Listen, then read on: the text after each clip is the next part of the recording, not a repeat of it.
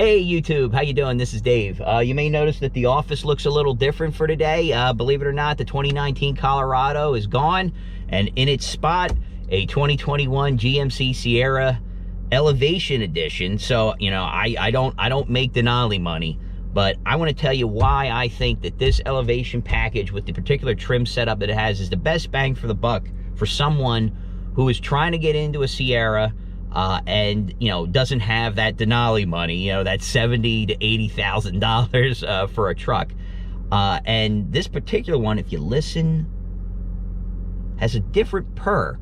It's not your 5.3, it's not the 6.2, it's definitely not the 2.7 liter entry engine that you can get in this. This guy's packing the 3-liter Duramax with the 10-speed transmission, and I got 4-wheel drive. Like I said, Elevation Edition has certain things with it, and then there's a bunch of things you can't get, but I didn't want them, didn't need them. Let's go for a ride. I'll tell you a little bit about why I picked this setup.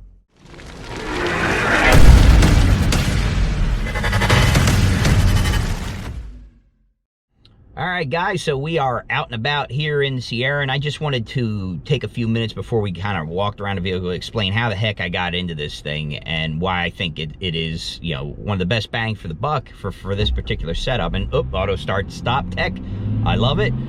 It is actually, believe it or not, before I get into it, one of the only ways that you will be able to tell in this vehicle that it's in regen. If you are driving along and say you stop somewhere and it doesn't auto start stop, then you know that it's in regen, because you can tell it by that and the fact that it smells bad when it's doing, because it's elevated the exhaust temperature, it's burning off all those impurities. You do not want to stop this vehicle, you know, turn the engine off when it's in regen, because it just it could eventually become harmful to the engine because you're not burning off all those contaminants. But enough there, enough public service announcement. My wife and I got into a pretty crappy predicament. We originally released our vehicles, the Suburban and the Colorado, because I used to work 7 miles away from my house. My wife was like maybe 8.5, 9 miles. She worked right down the street. So it was a perfect combination for us, where I could use the Suburban to tow with, but, you know, use the Colorado as like the dirty vehicle, right? So grab bags of mud, grab all that, you know, grab bags of dirt. I'm sorry, mud, what an idiot. Grab bags of dirt, grab, you know, wood, things like that, take stuff to the dump in. And it was never, you know, I bought it to abuse, use and abuse. But we both changed jobs. She worked almost triple the amount of distance. Actually, it's more than triple. It's probably triple the distance that she was currently working at, and I went from 7 miles one way to 105. And the Colorado did admirably. It was averaging mid 20s roughly driving down there, but the biggest problem I had was, if my wife was interested in turning in that Suburban, I no longer had a towing vehicle that I felt comfortable towing with. And I know there's guys on YouTube that tow cars with the Colorados, both gas and diesel. I did not feel comfortable. It had a 7,000-pound tow rating with that 3.6 liter. You know, that's great. And I mean, it was a very capable truck. But with the SSB being, you know, roughly 4,200 pounds, and my trailer being a heavy equipment trailer that was converted, that guy was pushing, you know, upwards of probably about 2,400 pounds as well. So, you know, getting into something that, you know, you're fully loaded up with all the crap in the bed and everything else, you know, that starts to get into dangerous territory of overloading the vehicle. And you can get sway control and all that other crap on there, but it's still, for me, that quarter-ton pickup truck did not replace my old red truck that I really missed and regretted getting rid of. So fast forward to this past weekend, you know, somehow these guys at FC Kerbeck, and you may know them better as like the Lamborghini and Aston Martin, Jaguar, like super high-end cars that I have no business being around.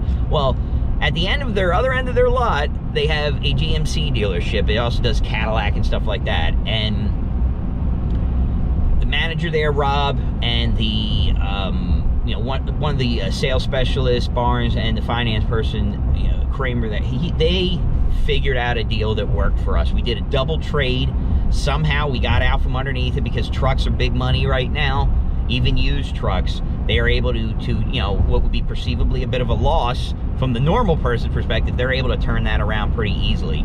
They worked out a deal for me. My wife's payment, like, I'm not going to mention it. She was very happy. My payment, I was shocked. so this is a 1 in a million opportunity for me. I had to do it. I've had a very rough few years here, so I was very happy to be able to get a little bit of good in that. And like I said, I'm not really one of these YouTubers that's gonna sugarcoat stuff. If I have a problem with this truck, you're gonna know about it. If I forget something in this review, reach out, ask me. I'll be more than happy to go back, spend the time, review it for you. I'm gonna do a walk around of a whole bunch of stuff, but the biggest takeaway on this Elevation Edition, I didn't spend the Denali $70,000, $80,000 on it. I was in the 40 to 50 range for this thing when it was all said and done. And yeah, the Elevation Edition doesn't have certain things. You don't get the Pro tailgate. That's not an option. You don't get leather interior in this. But if you check the diesel, you automatically get into a couple of convenience packages. So I get the heated steering wheel, and I get heated seats, even though they're cloth. And I like cloth better than leather, especially when it's like 150 degrees outside. You're not going to be burning yourself on the leather. Plus, I have no issue shampooing the seats and stuff, so that's fine with me. I get the sliding rear window. I've never had a truck that had that. I don't care that I don't have the Pro tailgate. That's just more stuff to break, in my opinion. I think it's cool, but I really like the fact that this is monochromatic. You can get that on the Elevation. There's no chrome on this thing. And when you walk around, you'll see what I mean. I just love the look. It's very muscular. For me, everything I need, nothing I don't.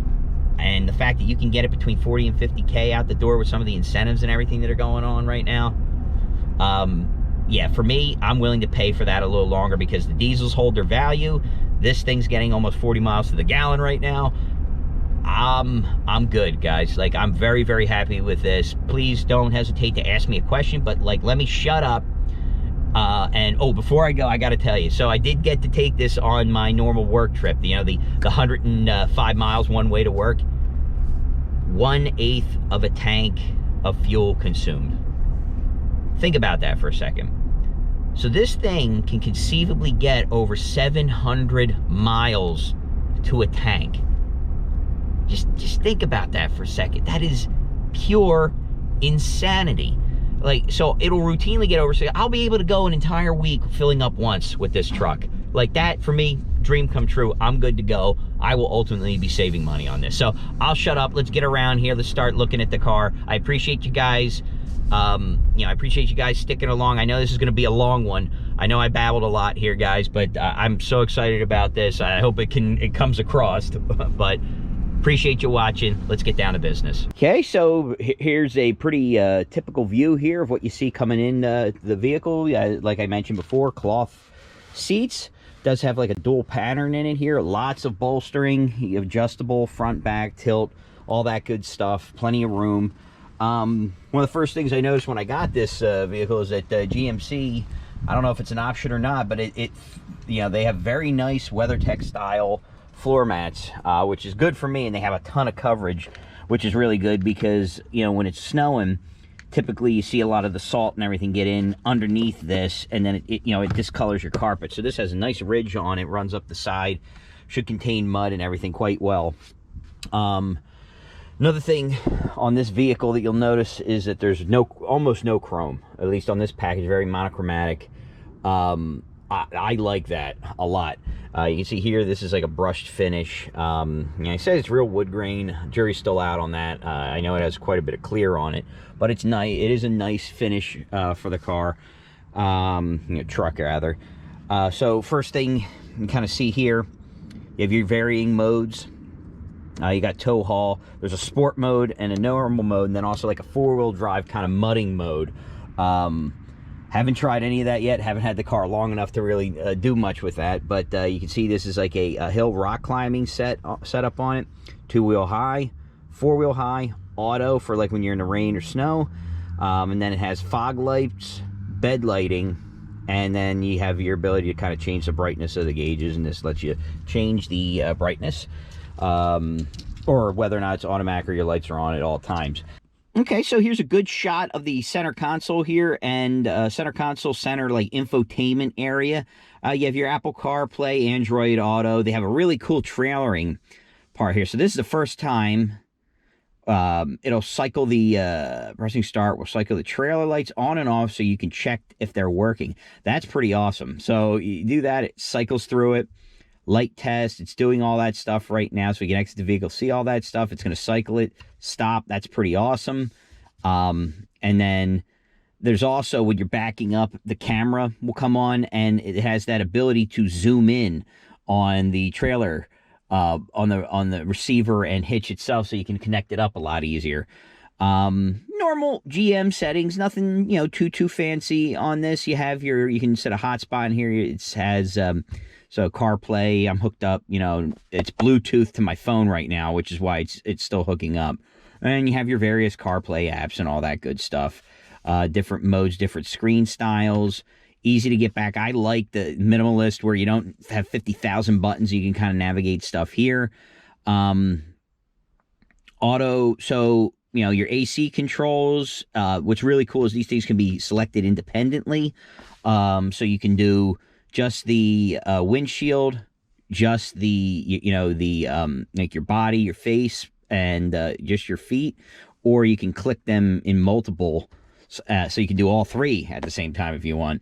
Nothing, you know, too crazy. Like I said, it has both the back and you know, your rear end heat controls for the seat, or just your back. Both sides, same deal. And that's for the front only. And then I mentioned here, you know, the integrated brake control. That is something that I had to have on it. USB-C, standard USB. Your normal type of power, you know, your cigarette lighter style, if anyone actually really remembers that. So it's a 12-volt power, and then you have your 110-volt plug-in, your standard power outlet. Nice, huge area in here to put stuff. I basically plug my phone in here and kind of just rest it this way so I can still see down if there's any alerts for any reason. Very large cup holder area, and then here, gigantic center console. Like, you know, I'm almost down into my elbow in here, and I had my bag in there before. Nice lighting in here. Again, you know, USB-C setup, standard USB, auxiliary, and then you can put your SD card in there as well. So if you have an update or something like that you need to do. What I think I may end up doing, let's go around the back just to kind of show you what's going on there. And I mentioned before, lots of compartments for storing stuff. So I use, you know, insurance, everything in there. Normal center console. Let's turn this off so that it stops screaming at us. And, oh, there's the puppy. And back, that's my normal positioning. And you can see how enormous it is back here. So, my kids sitting here, absolutely no problem. This is something I love on this car, or this truck. I keep saying car. Storage here. So if you have your, you know, your kids have toys or iPads or something like that you need to slap in there and hide, great place to put it. Center console for them as well, which is great because if we go to like a Sonic or one of those places where they're, you know, generally massively sloppy, yeah, good place to store, you know, their drinks so they don't spill it. USB-C again, and then it has USB.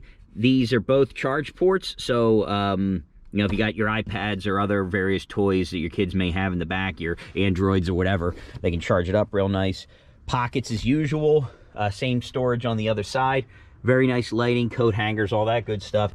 Hey, one thing I didn't mention when we were on the other side here, so it has, you know, here's the cable for your block heater, and I'll bring that out. Actually, that'll be relevant in a second here, but it has a ton of under seat storage. It's a 60/40 like you would expect in most of General Motors full-size trucks.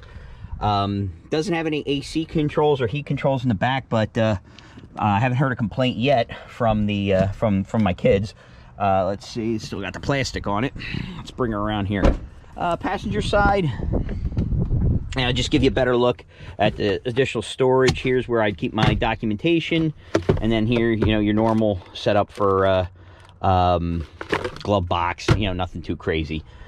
All right, so now we're out on the business end of this beast here. You can see, like I mentioned before, monochromatic paint scheme. I don't like chrome. I love the way this is set up. It's very understated with it. I love the blackout badging for the for GMC on the front. This is between the Chevy and the GMC. I just personally feel this is a better looking vehicle. I also like the fact that they put the tow hooks in the vertical orientation. It does make it easier when you're strapping down. If you have to pull something out, you don't have to worry about, like, fumbling with them to pull them up. And again, here you go. Going with that monochromatic. It's, glossed wheels, but they're 20-inch and 275 60/20 Bridgestones. On other setups that I've seen, they aren't nearly as aggressive, so I really like these tires. So far so good. No, nothing crazy with the they're just your good old-fashioned all-terrain tires, but for a 20-inch.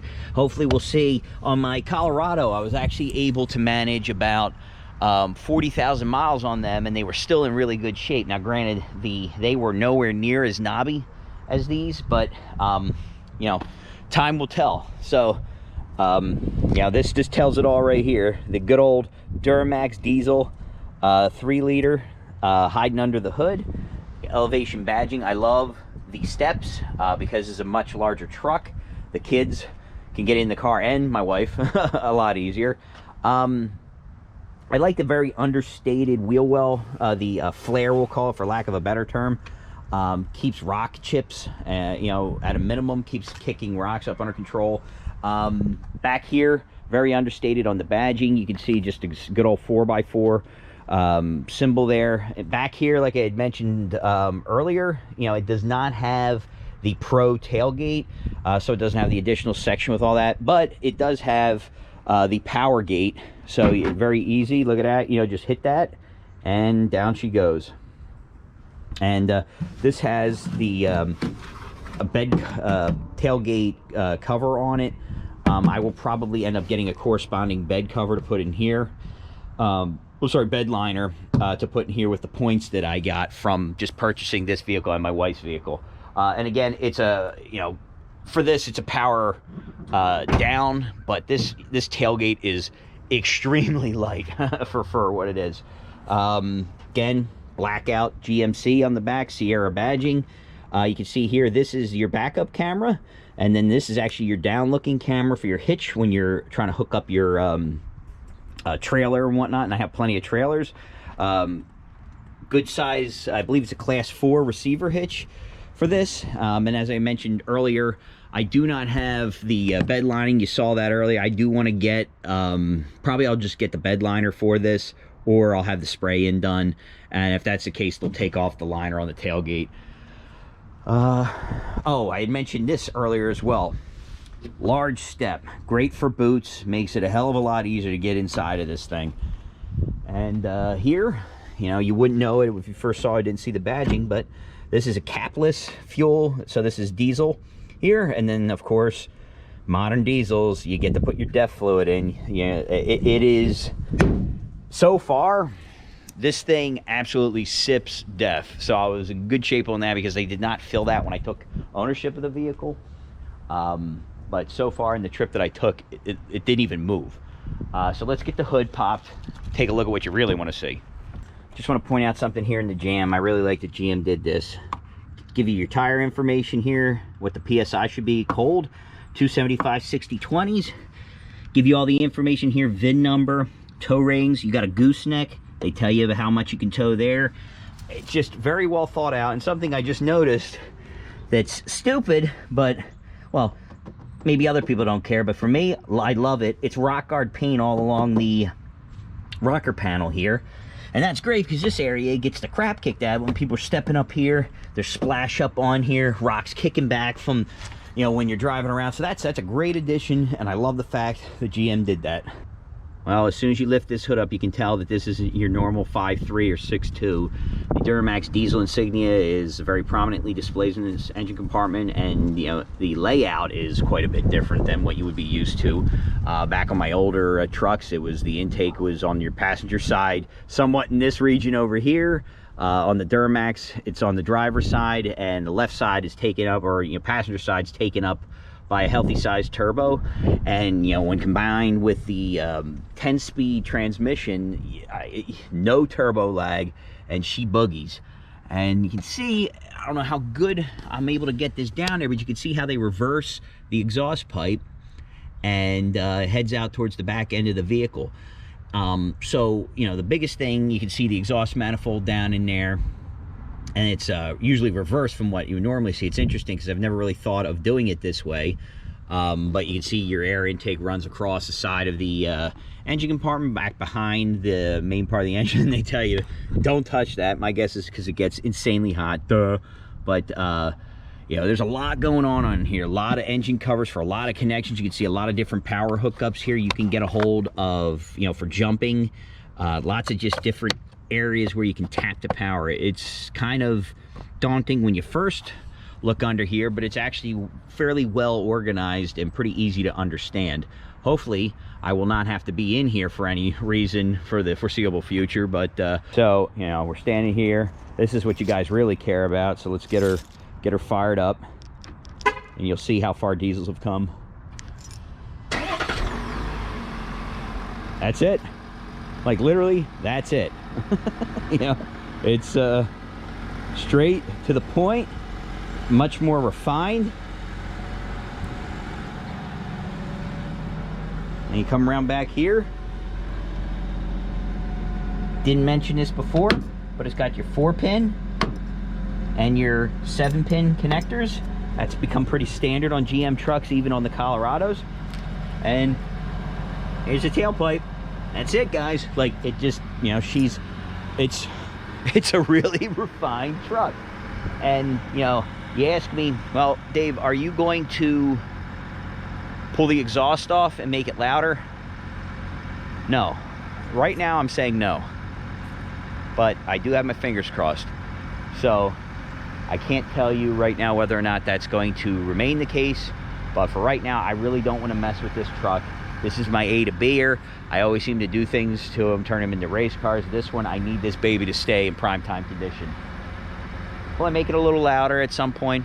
I might, but it ain't gonna be right now. So I know, don't get upset. Don't get upset, guys. I know it's horrible to hear that, but this is just a beautiful truck all around. I mentioned earlier here, there's that air intake. It's weird because it looks like it comes in from the front here, and I was in error. So it actually doesn't come in the front.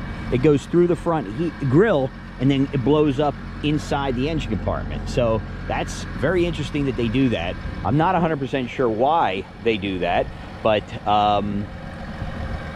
I will have to do some literature on that, because I didn't realize that was not open.